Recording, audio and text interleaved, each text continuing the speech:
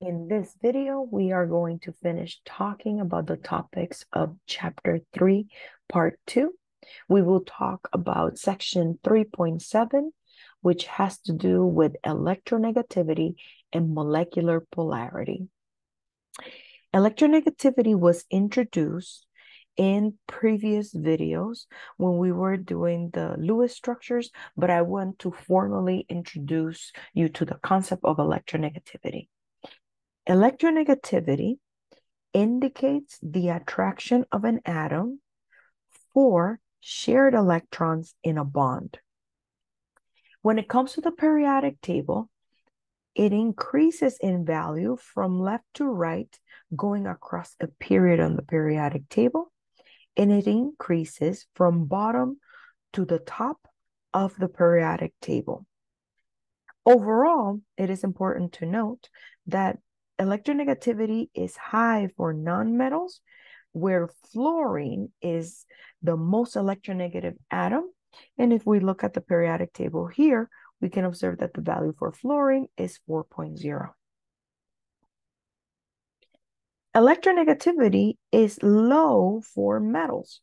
And if we look at the periodic table in the area where we find metals, which is mostly throughout this area of the periodic table, we can see that those values are lower when we compare them to the nonmetals, which are to the right of the metalloids. Electronegativity is an important trend in the periodic table. And as I mentioned previously, it could be utilized to detect what's going to be the central atom in a chemical formula when you're trying to draw the Lewis structure. To illustrate this, I redraw the Lewis structures for the two compounds that we did as examples before. I'm going to now write the units for the electronegativity values for the atoms in these compounds. As you can see, beryllium is right here at 1.5. Bromine is right here as 2.8.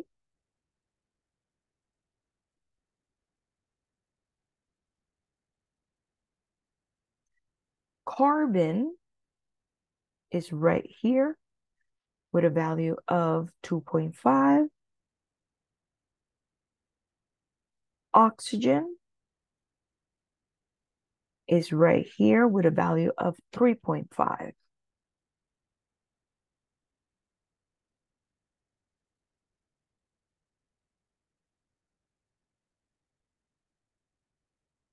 Understand that this table for electronegativity, you don't have to memorize it because it will be provided in exams. So what can we do with this information of electronegativity other than finding the central atom for a Lewis structure? And remember that the atom that is the central atom can be identified by being the least frequent atom in your chemical formula or the one that is the least electronegative. Well, I'm going to copy this information that I wrote down in terms of the electronegativity values, and I'm going to move that information to the next slide, because here we have the classification of different polar bonds.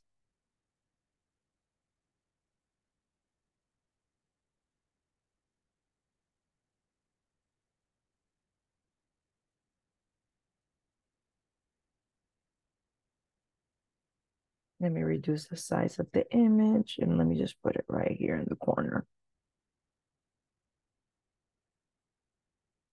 So the electronegative value for atoms can actually tell us what type of bond possibly different atoms can form. When it comes to covalent bonds, we can have nonpolar covalent bonds. We can also have polar covalent bonds. Other atoms can form ionic bonds. As you can observe here, we have examples for each one of these type of bonds. Let's first start with the nonpolar covalent bond. You can observe here that we have the example of the diatomic molecule chlorine. So when Cl2, we write its Lewis structure. These are just going to be images of molecular models creating those different figures.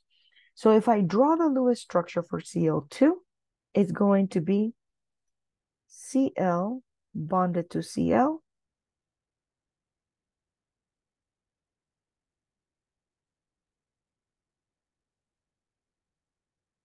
When it comes to HF, the Lewis structure is going to be hydrogen bonded to fluorine.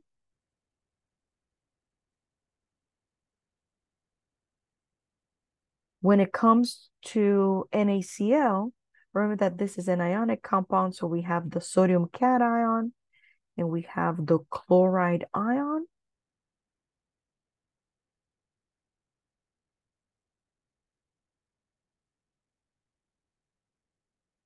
And those are their respective Lewis structures.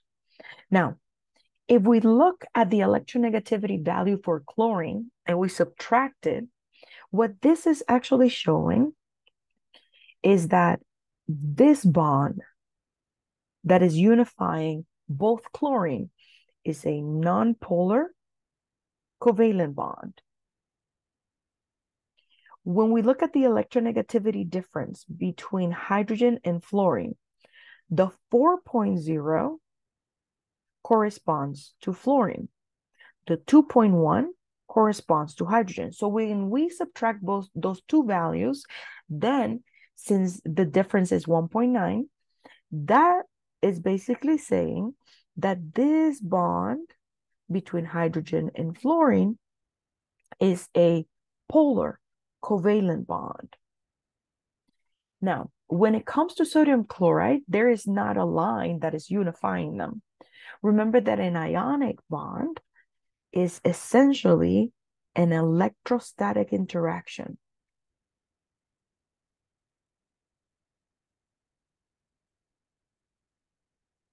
between the cation and the anion. But if we look at the electronegativity difference between those two atoms, the 3.0 corresponds to chlorine, the 0.9 corresponds to sodium, and then the difference between those two values is 2.1, and that means that they are unified by an ionic bond. So overall, understand that in order to determine if a pair of atoms form a nonpolar covalent bond, the units specifically have to be between 0 and 0.4. So in this area. So if you're at 0.4, that is still considered nonpolar covalent. Larger than 0.4, all the way up to 2.0, that's going to be considered polar covalent. And anything higher than 2.0, all the way to 4.0, then that means that that pair of atoms is going to be forming an ionic bond. So let's actually look at how we relate that to the molecules that we already wrote, the Lewis structure. So if I look at a beryllium boron bond, meaning if I actually look at what type of bond is this?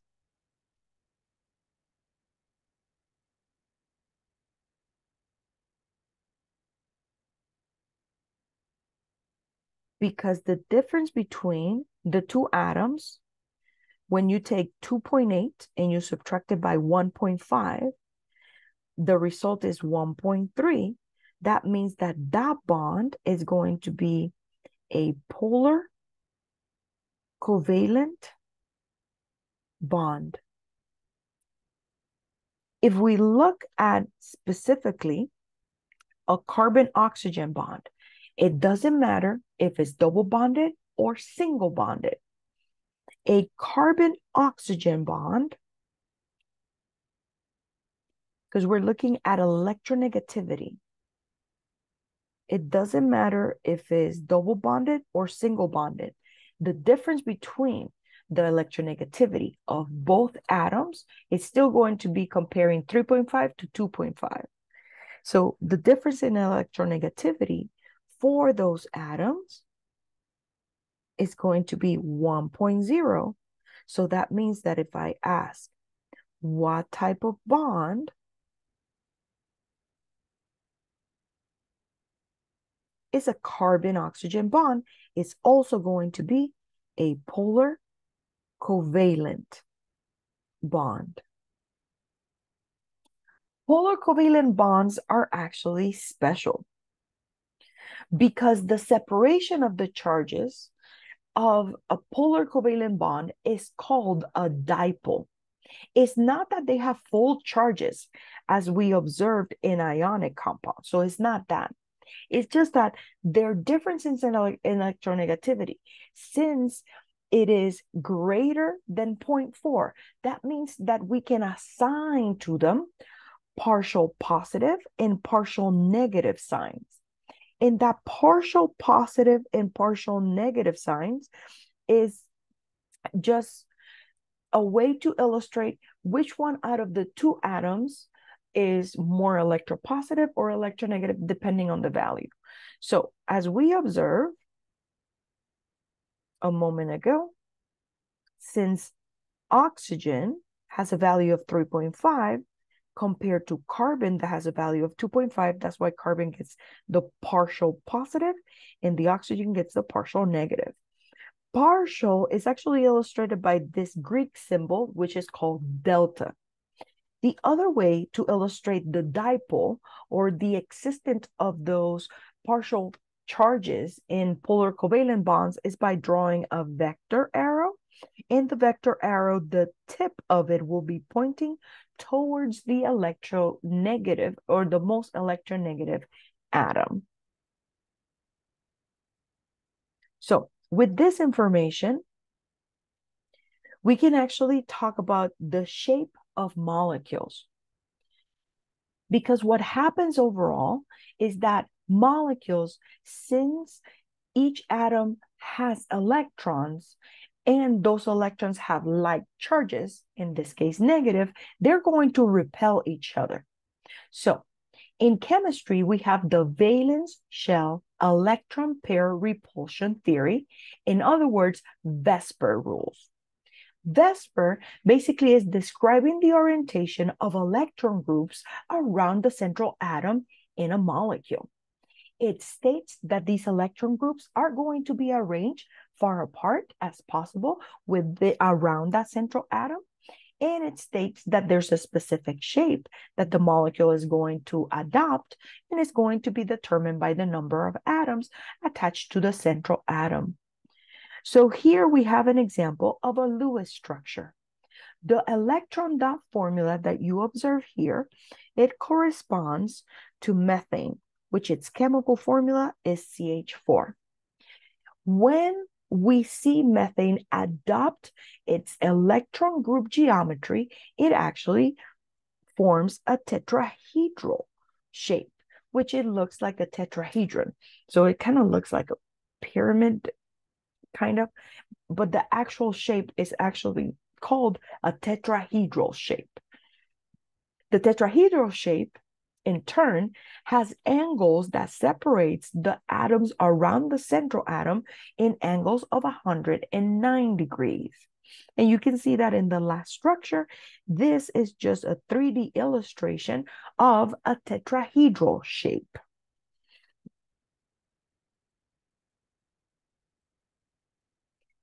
So I was just mentioning that electron groups around the central atom need to be recognized in order to understand how these shapes come about. So the first thing that you have to do in order to predict what is going to be the electron group geometries or shapes that a covalent compound is going to adopt is by recognizing how many electron groups are around the central atom. So electron groups are just illustrations of electrons.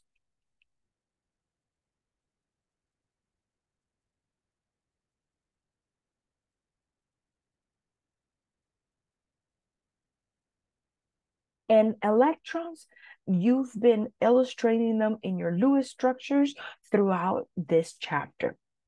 Now, electrons can be illustrated in lone pairs, in single bonds, in double bonds, even in triple bonds.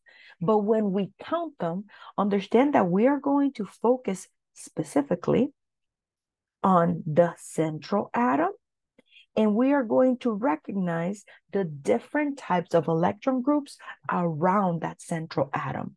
So for example, here we have a specific Lewis structure. In this Lewis structure, we can see that around that central atom, which nitrogen is our central atom, we have 3 electron groups. We have a lone pair,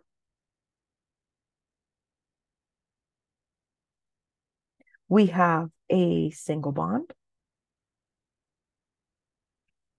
and we have a double bond. They each count as one way in which illustrate electrons.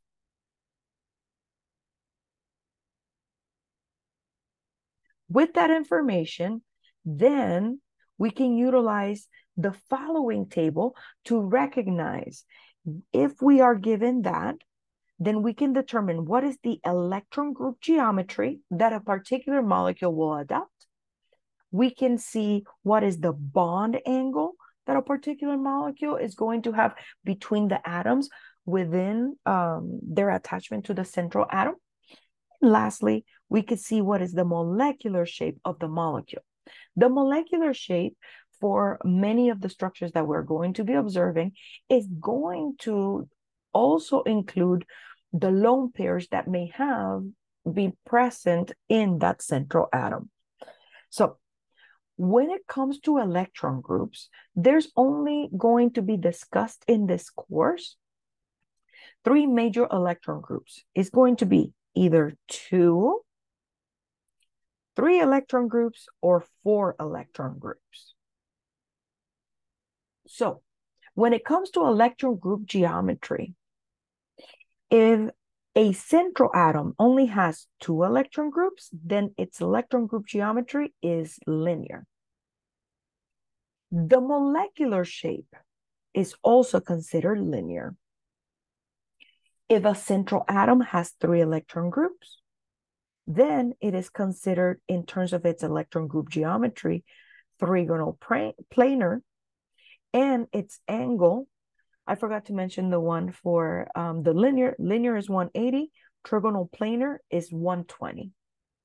Now, if you have 3 electron groups, but that central atom has 2 bonded atoms and a lone pair, like in the example in the previous slide, the electron group geometry remains trigonal planar, is that the molecular shape is bent. Lastly, if a molecule has 4 electron groups, that means that its electron group geometry is tetrahedral. The angle for a tetrahedral is going to be 109. If the central atom has 4 bonded atoms and no lone pairs, the molecular shape is also tetrahedral. If it has 4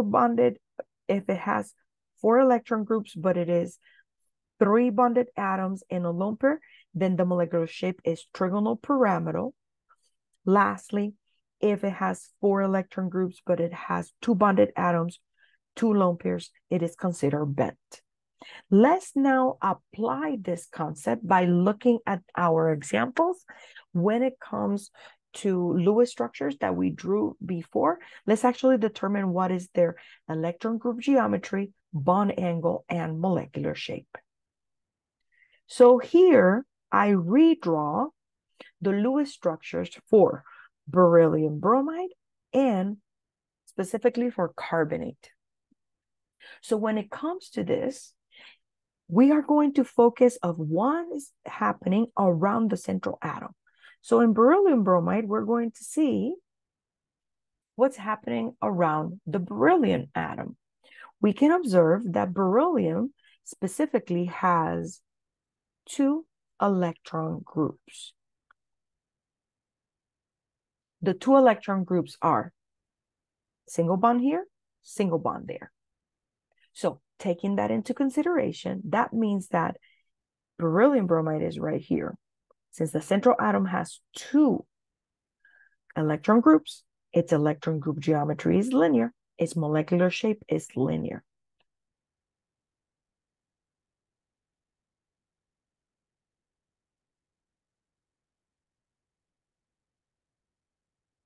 The bond angle, as you can see, 180 degrees.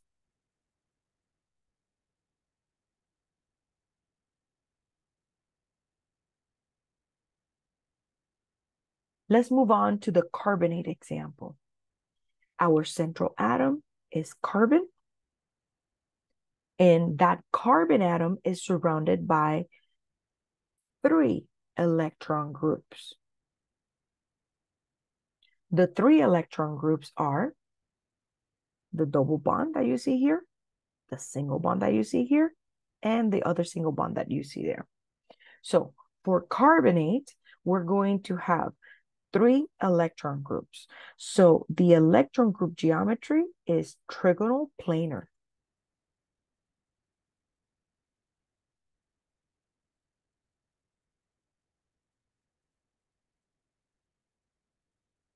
Because that carbon atom is not bonded to any lone pairs itself, because it's only bonded by double bond, single bond, single bond.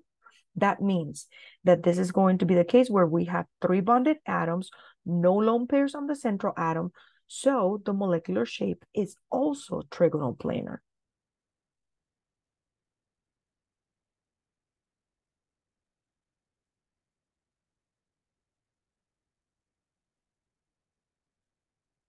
Lastly, if you have a molecule that is trigonal planar, the angle is 120.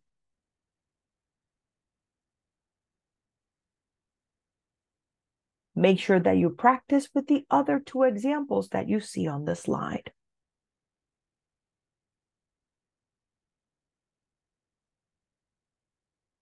The last information that we need to learn is that when it comes to molecular polarity, which is different from bond polarity. So we learned earlier how to calculate the polarity of a bond.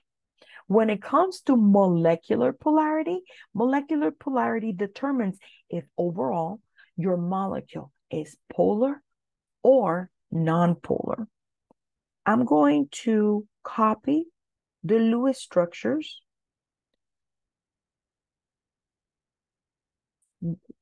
for the 2 compounds that we have been working with.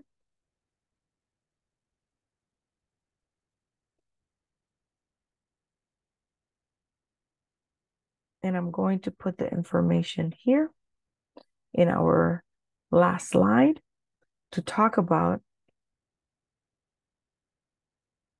molecular polarity. Molecular polarity is actually determined by vector addition rules. And what that tells you overall is that if a molecule is pulling by electronegativity in different directions, how does that affect the polarity of the molecule overall?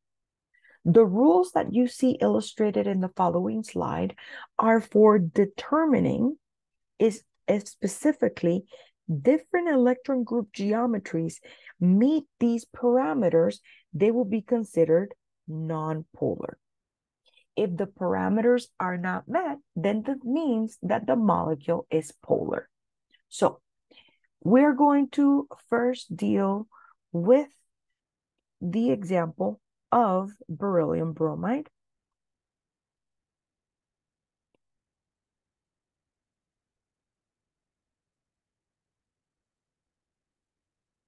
I'm going to erase the carbonate information here in the bottom, and I'm going to place it in its correct electron geometry.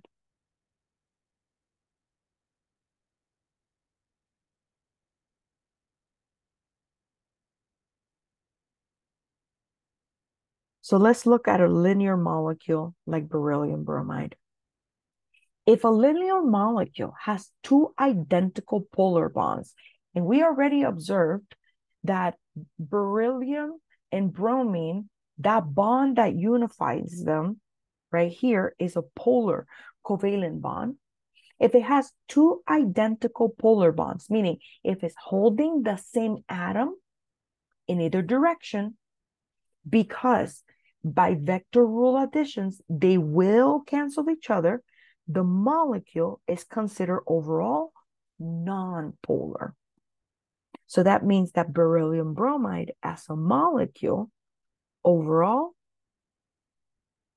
is a non-polar molecule.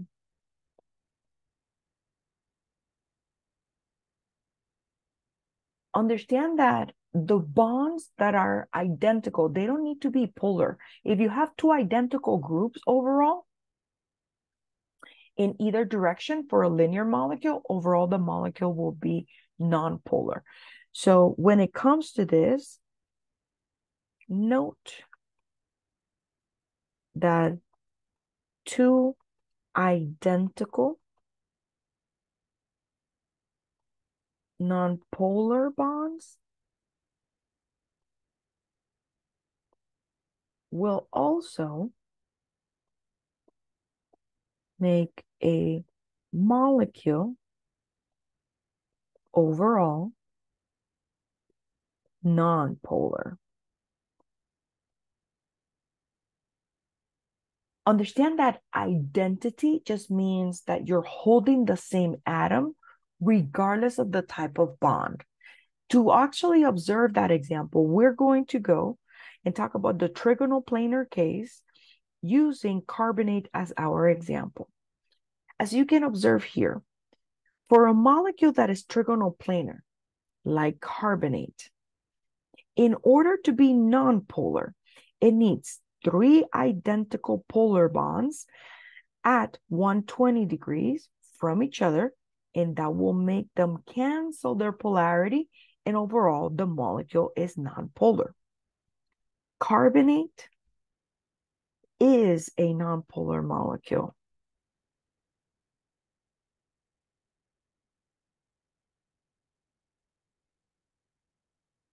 So for those students that are wondering, wait, the bonds are not identical because we have a double bond right here and we have single bonds right there. They're not identical. Well, remember that when it comes to the polarity of a bond, we didn't look at if it was double bonded or single bonded. We only looked at the electronegativity of the atom. So regardless if the bond is double bonded or single bonded, we looked at the difference between oxygen and carbon. And the difference in electronegativity for an oxygen-carbon bond, regardless if it's double bonded or single bonded, is a difference of 1, and they are polar bonds. And as you can see, for a trigonal planar molecule, if you have 3 identical polar bonds, they will cancel each other and the molecule is non-polar. So that's why carbonate overall is a non-polar molecule. If you have a tetrahedral molecule, oh, I should specify that when it comes to this,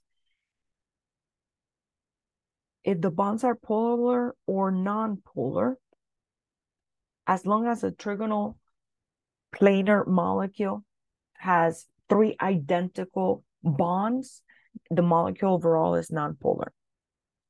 Now I can move on to the tetrahedral. When it comes to tetrahedral, understand that in a tetrahedral molecule, since that central atom is going to have 4 groups, it needs 4 identical bonds, polar or not. Similar like what I said as a note in the other two cases. You just need 4 identical bonds. If that happens around a central atom that is tetrahedral, they will cancel each other and the molecule is nonpolar. If a molecule does not meet those parameters, then the molecule overall is polar. Let me show you an example of a molecule that will be polar by not fitting the definition of a tetrahedral molecule that it is nonpolar. Now I'm going to do the Lewis structure for water. Water is known as H2O. If you do the count for valence electrons, you will find out that overall this chemical formula has 8 valence electrons. When we do the Lewis structure for water, oxygen is in the middle, the hydrogen atoms are around the oxygen, and to complete the octet, the oxygen in the middle receives 2 lone pairs. So that central oxygen has 4 electron groups, which means that when it comes to its electron group geometry, it is tetrahedral. When it comes to the molecular shape, it's going to be bent because my oxygen has 2 lone pairs and 2 bonded atoms. Now, when we look at the definition, since oxygen has 4 electron groups and its electron group geometry is tetrahedral, even though it has that oxygen-hydrogen bond, because it does not have 4 identical attachments around the oxygen, it doesn't meet the parameters for being nonpolar. So that's why water is a polar molecule.